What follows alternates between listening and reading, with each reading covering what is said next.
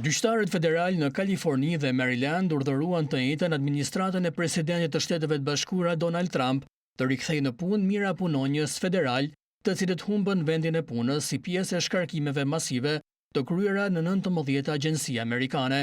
Vendimet e njëpasnjëshme ishin goditja më e fortë për përpjekjen e Trump dhe këshilltarit të lartë Elon Musk për të tkurrur në mënyrë drastike zyrat federale. Gjyqtarët federal identifikuan probleme ligjore me mënyrën se si u kryen shkarkimet masive.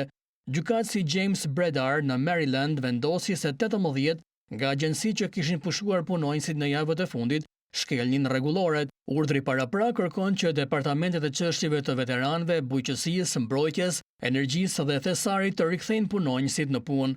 Sipas një vlerësimi të agjencisë së lajmeve Reuters, rreth 24.000 punonjës në të gjithë qeverinë amerikane janë pushuar nga puna që nga 5 marsi.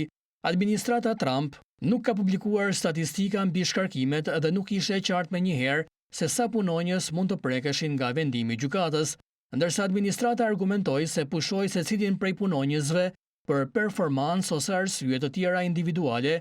Gjyqtari tha se kjo nuk ishte e vërtetë, gjë që do t'i bënte shkurtimet e vendeve të punës një formë pushimi masiv që kërkon njoftim paraprak për shtetet të cilët kanë detyrime më pas që të ndihmojnë qytetarët e tyre të papunë.